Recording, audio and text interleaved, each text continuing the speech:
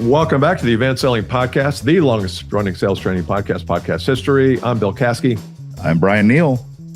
We love the fact you're here every week. If you are here every week, we've been doing this this is our 20th year. 2006 is when we started, 2026.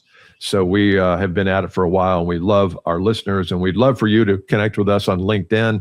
Go to advancedsellingpodcast.com/LinkedIn, or simply search for the group on LinkedIn. We've got, 15,000 people there. We'd love to hear your comments, especially if you're a new listener, because we're always interested in what new listeners have to say. I love that. And I had you know how we talk about the local Indianapolis podcast community, right? And you're laughing for the same reason I am, because we've been doing this for a long time, and there's a stomach ache already that meet up in Indy and they talk about each other. Well, a guy named Chris Spangle, who's a former producer from Bob and Tom Show. Great guy. He produces another local guys podcast that I was on last week. Oh, cool. And the interviewer said, "And you also do a podcast?" I'm like, "Yeah." He's like, "How long you been doing that?" I'm like, 19 years. "What's it called?" I said, "The Advanced Selling Podcast." And Chris, who runs the podcast meetup group here, who's a great guy, he goes, "Well, I listen to your podcast. I didn't know you guys were in Indy." Mm-hmm. I said, "Welcome to the club, brother." So we are now officially invited to the Indianapolis local. Oh, we are. The next meetup. Yeah. Chris is awesome. He's a great dude. I've followed him forever. I love his work stuff. But part of our thing is they just don't know we're here, even though people listen to us. That's funny. Isn't it funny? Well, I know you've had some heartburn about that. As have I. I told him too. And it's funny if I said, "Yeah, Bill and I are like, what about us, man? We've been doing this okay for, guys around there like, hey, I just went over 1,000 downloads. Like, let's have a party at the thing." I'm like, "We're doing okay over here, guys." 16 million. How about that? No, not yet. Okay. I have one. This is a gross thing that I observed, but I wonder if this is a guy-girl thing, or is it a generational thing, or just I caught someone in a bad way. Okay. I was in an airport, a lot of airports into football season. And I was sitting there, and this young woman, dressed really nicely in a travel suit. The girls wear these aloe suits. She dipped her 2 fingers into her armpit and smelled it. In front of you, while you were talking to you? I just had no. I wasn't talking to her. She was just sitting, and I just had, how you're just scanning, looking around, and I'm like, "Oh my God, that just happened." But then I thought, I get why she's doing it. She's trying to figure out and remember if she put deodorant on that day, because sometimes you get in a hurry. You're reading a lot into this. Did I put deodorant on today? And I've seen more women do that than men. I've seen people that I care about and love a lot, not going to use names here, that will do that. They'll and I've never seen a guy do this. Guys open the pit. No. They do. But they catch a whiff. They're putting something in the car, and they just like, "Well, God, where did that smell?" Under the pit, and so I see women do that. And my question is this a guy-girl thing, or because guys will hold up and smell, and a girl will take a dip? And I just thought that was interesting. So I'd love for any men or women who chime in on this or who have experience with, do you test to see if you've got deodorant on or not? Which I, again, understand why you do that, but I just got a take on that or no? Well, I don't use deodorant. And I know you'll say, "God, you better. I just have never had a problem with that. And since I've been stopped drinking and eating clean, I haven't had a problem. I mean, sometimes I will if I know I'm going to be in, but so I don't worry about it too much. But sometimes if I work out a lot, I will detect a little bit. So it's interesting. It's not weird. I didn't know that about you. Yeah. And I've been around you a whole lot. I've never smelled anything remotely close to that. Okay, good. This is getting a little weird. Okay. A little weird. I'm the opposite. I smell awful if I don't wear deodorant. Well, I had a situation where it's a guy-girl thing too, where a lady, our next door neighbor, gave me a Starbucks card because I took them in their garbage while they were gone. Did I tell you the story? No, it's great. And so they are very nice. They're just so nice and generous. I said, "You guys don't need to do that." It was a Starbucks card for $15. And I said, "I really appreciate it." But it was exactly the same look as my other Starbucks card that I keep in my wallet. And so I went and got a coffee. And I said, I got a couple of coffees that day. And I said, "Here, how much is left?" I figured it'd be $6. She goes, $31. like $31. It was only a $15 card. And she goes, I don't know, it's $31. I'm like, well, maybe it was a $50 card that she put 15 on it by mistake, or 15 kind of sounds alike. So I told my wife, I said, I don't know. She goes, well, you better call Carrie. And I'm like, what am I going to say? Did you keep the receipt? I'm like, receipt? All I got was a card. She goes, oh, there was a receipt in there. And she said, what did it say on the card? I said, 15. Well, I'm sure it was 15. I said, okay. And then the next day I got home. She goes, do you ever get more intel on that card, whether that was, and I'm like, I've forgotten about it. She goes, well, but if it was 15, it was 15. You better tell Carrie. And then I'm thinking, what would a guy do? What would George do, who's Carrie's husband?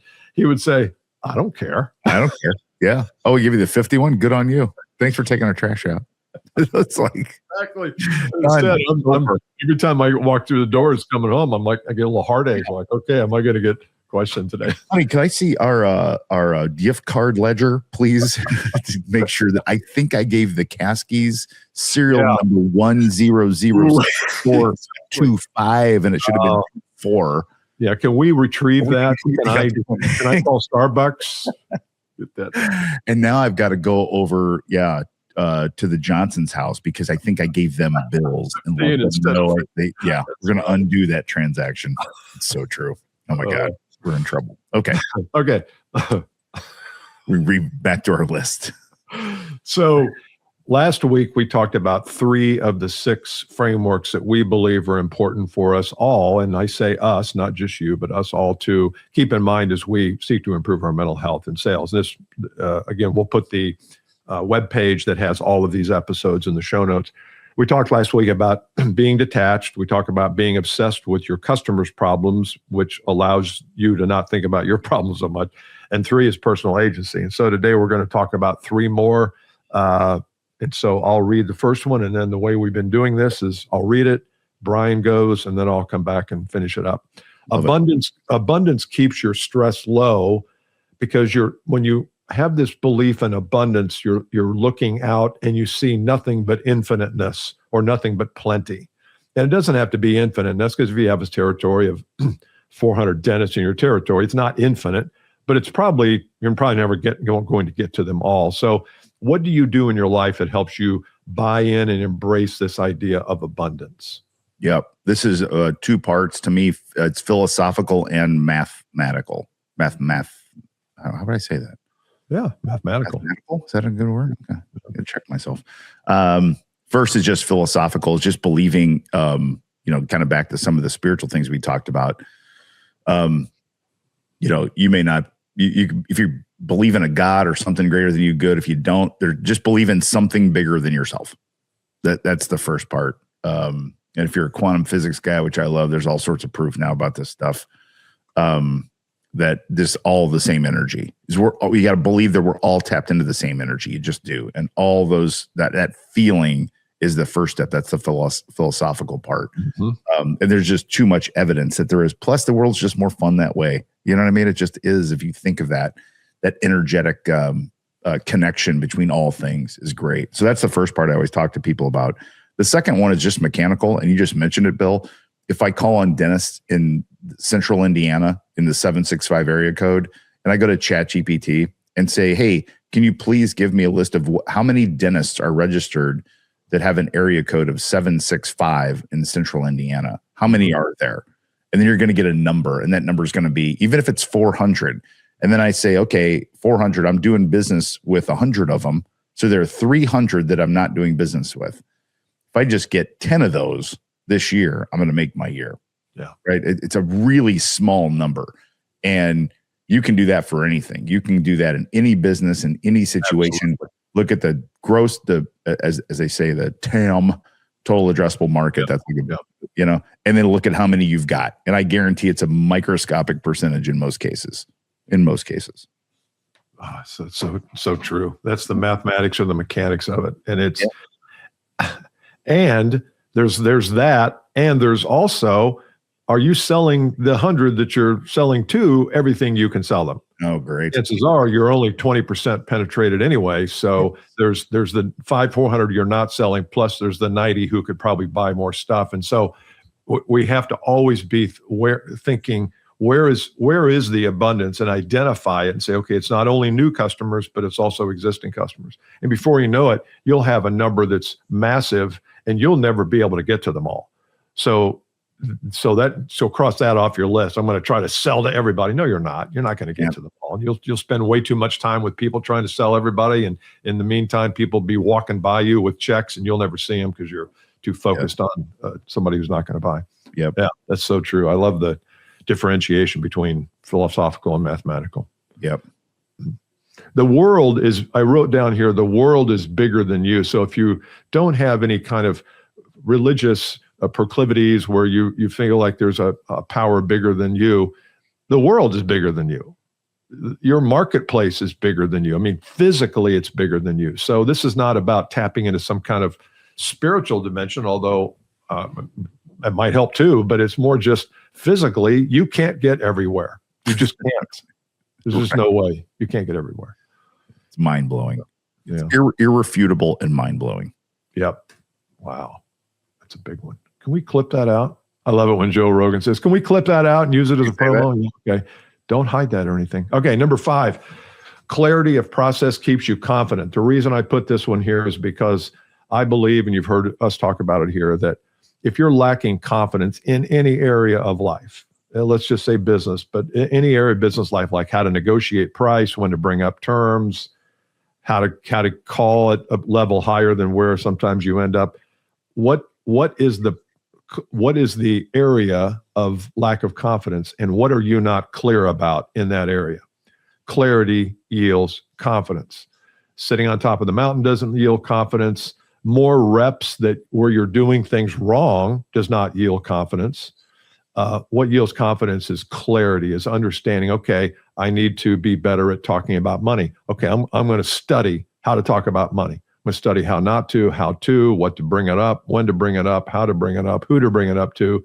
Get really good at that. Become clear about that. And you'll have so much confidence then about talking about money, it's never going to be an issue again. Yes. But if we don't stop and say, where am I not confident and what am I not clear about that's leading to that, we'll never get relief. Yes. I use, on one sense, a morbid potential example on this one. I always jokingly say, for those people who've gotten their pilot's license, I got mine back in the 90s. And if you fly planes now, you know this, that getting your pilot's license is basically learning to keep your cool right before you die. That's what it is. Like, that's kind of like what the thing is. Okay.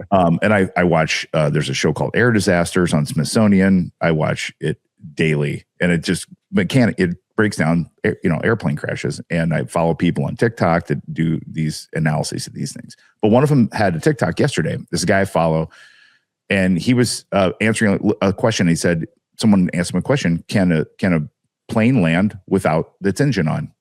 And he said, yes, absolutely it can. And here's the only way it can is by doing these things. The first step in losing an engine is not what people think. The first step is to calm down.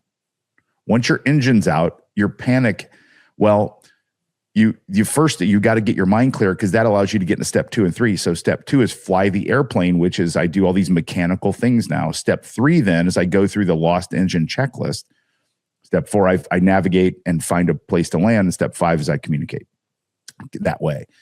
And you think about confidence, like, do I have the confidence to lose an engine and still land a plane? Follow the plan. That's it. The only way I can do that and survive and have my passengers survive is if I follow the plan. And the training of the plan and the written and the documentation of the plan is what gives me that confidence. Yeah. Without that, I am freaking out, panicking. You'll see a lot of plane crashes happen because pilots panic and they don't do that. And they could have done that. Greg Biffle, the NASCAR guy, they had a situation that, still not done yet, but all the aviation experts was survivable. And part of the problem was they kind of lost their heads a little bit and didn't follow. Was he flying? Or did he was not? No, it was a pilot and a pilot's son who was getting, getting his certifications and stuff. Right. From what I read so far. So again, bad example, kind of, but still, it's the truth. It's like, if I've got process and documentation of process gives me confidence. That's right. Including landing a plane with no engine. And surely to God, working through a sales deal with a customer. It's like a little lighter, I'll have confidence in that for sure. Yeah, that's awesome. And I think what you're talking about, the plan is the clarity part. So Yes, if I have a plan and it's clear to me and I understand what it is, it's no different than just a selling system. When you go in, what are your steps? Well, step one, I want to establish some rapport. I want to understand a little bit about what their world is like. Step two, I want to understand what their problem is or what their goals are, or what they're trying to accomplish. Step three is so it's just those things that we've talked about forever. That's a plan. And if you're clear on that, you'll be fine. You'll have so much confidence. You're not gonna ever be, you're not going to be afraid. You're not going to be anxious. You're going to be taking steps boldly, but promptly and precisely. And it's when we don't have a plan, we don't have any kind of system, that we're winging it. We get nervous. We talk too much. We don't shut up. We don't ask the next question.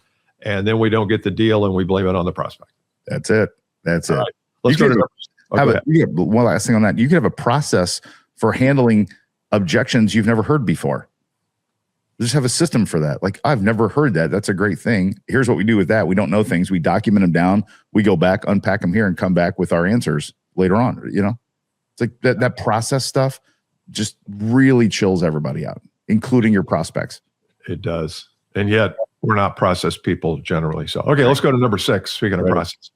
Step 6 in the process is physical action feeds your soul. Yes. This is one that we added halfway. We were on our way down in the flight. We were fighting the elements, and all of a sudden Brian says, I want to add something to the plan. Yes. So you tell me what it means and I'll see if I can. So this, you think about this, I'm wrapping this all the way back around to about general mental health. And if any of you've ever been on a journey with your mental health, I know I have, Bill, I think you have too. And you've been to therapy or coaches or all the things. I've been to all of them. A very common theme that for me has worked really well is physical movement. So if you're feeling down, depressed, you're on the couch, you're in the bed, you don't want to get out. If you just get your feet to the floor, or just get your shoes on, or just get outside, just walk outside and you walk right back in. Just anything like that physical movement starts to feed the soul. You instantly start to feel better. And I think the same goes in sales when we're talking mental health for sellers who may be down, maybe not feeling good. You do all these things Bill and I have talked about to get your mind right and tap into your abundant energy. And then you got to get your shoes on and get out and go see people. And if you give yourself, I always say this, just give yourself a chance to get lucky. Just go be in a coffee shop. If you're not feeling great, give yourself a chance to interact with someone. Give yourself a chance to bump into somebody randomly. Nothing when people travel for sales things, and some of the leaders we work with, like, well, we want to keep the costs down. We don't want people out in the marketplace. You have flights and hotel. I'm like, I always say, man, if we plan it right, we got to plan it right. Nothing bad ever happens when we go travel. No. Nothing bad happens. Only good happens. And it's a grind. It is a grind. You know what I mean? We've got a gig in Austin, Texas here in a couple of weeks. Steph's going to go with me, but it's like, let's put ourselves, she's like, well, I got all this stuff at work. I'm like, hey, if we get down there, we give ourselves a chance to get lucky. We give ourselves a chance, divide and conquer and that sort of thing. Yeah, the connections you make at those things you never know. But what you will know is if you don't go, you will never make that connection. Scott Galloway, who's is it Galloway? Scott Galloway. Mm-hmm. He's what is he? A philosopher. He's written books, and he's really into the problem with men today. Yes, and how the young males really are struggling, and whether you buy that or not, that's kind of where he's, and I believe that's true. But he talks and he says, don't spend any time at home. He says, why are you spending time at home? He's not just talking to men, he's talking to everybody. Don't go home. Spend it out. Go out to eat, go to networking events, go to panel discussions, go.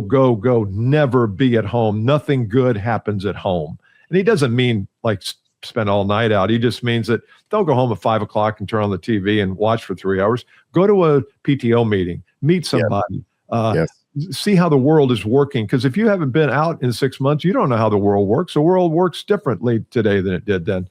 And I thought, God, that's so true. And sometimes as I get older, I get sort of, a cabin thing where I just want to sit I don't have an easy chair, but I'll come in and I swing some kettlebells and I work around the house, but that's not helping me build a business or build relationships at all.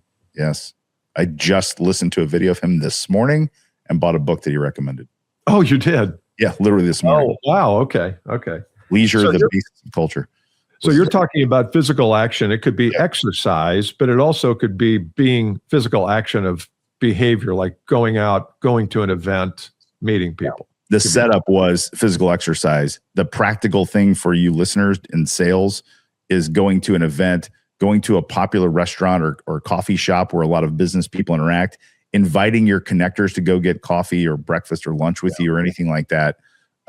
Hosting a group of people that you also know may be like independent or feeling the same way. Just get a group of salespeople together in your market and just go get lunch together with no agenda even. Just get out and interact with people. Interact with people on LinkedIn. All those things. Comment, engage, send an email to someone you haven't talked to for a long time. Send a text to them. Send a little video like, hey, I was just thinking of you. We're talking about you on the podcast. We haven't talked for a while. I'd love to catch up, see how you're doing. That's what I mean. That's good. I have a client they have a group of engineers who also have to sell. And we've heard this story before. They're accidental salespeople. They don't want to be salespeople, but they have to make connections. I mean, this is their business, but they're busy with clients too. They do the work and they're trying to sell the work. And one of my coaching sessions with one of the guys was last week. And he said, I'm going to prospect more this year. I'm going to devote an hour a day to prospecting. I said, well, how many hours did you devote last year? He goes, 0. I said, okay, you're going to go from 0 a day to 1 hour a day. 1 hour is a lot. It's 365 hours. Yeah. I mean, come on. So I said, anyway, however many, what are you going to say to them? Well, I'm going to tell them how great we are and blah, blah, blah. Well, this client has not been a client for very long. So we hadn't worked on messaging just yet. I'm like, well, that would be the worst phone call. You'll get burned out. You'll do 1 hour and they'll all say no. And then you'll go, get in your lair, hibernate for the next year. I said, why don't you just call them and say, hey, it's been a while since, and these are all people he would have known from a past experience. Yeah. Just call them and say, hey, I haven't talked to you for a while. I was looking through my list the other day. Your name popped up. I just realized we haven't talked. I'd love to catch up sometime. No agenda, just catching up. And so he said, I'll do that with 10 people and see what happens. He talked to 6 people, which I thought was pretty good, 6 out of 10. Sure. He booked 2 appointments. 2 appointments with people. Now, they're not sales yet, but they're more than they were, 5 days ago. But it wasn't because he talked about how the great things that they were doing. It was because there was a human connection there. It's like, hey, I've been thinking about you. I'd love to catch up. Yep. And that's what you're talking about, physical action. Just do something that's going to serve somebody. And even if it's just be present with them as they tell you what's going on in their life, that's fine. Yes. And this is about the mental health side of this. So that person, I'm guessing, next time he talked to you and told you, Bill, 6-2, he felt really good. He's pumped. He's so excited. He feels great. He feels productive. He feels like he's doing something new. He feels like he achieves something, and that's good for the soul. That's right. Well, so we hope you've enjoyed this series, and we may come back. We'll continue to promote it now that we have the webpage up. If you'll check in the show notes, we'll put all the episodes up there. And also underneath each episode, there are some key notes and bullet points that from lessons that we talk about. We believe this is an opportunity. It's a problem, but it's also an opportunity, because every problem we have has a hidden opportunity within, and that is an opportunity to really address some of these things and get better and live a healthier business life. Use some of these things that we've talked about, and we'd love to hear back from you as well. We'd love to keep you on the right side of the mental health side of selling, because it's a thing both for leaders and sellers. So we're here to support you in that.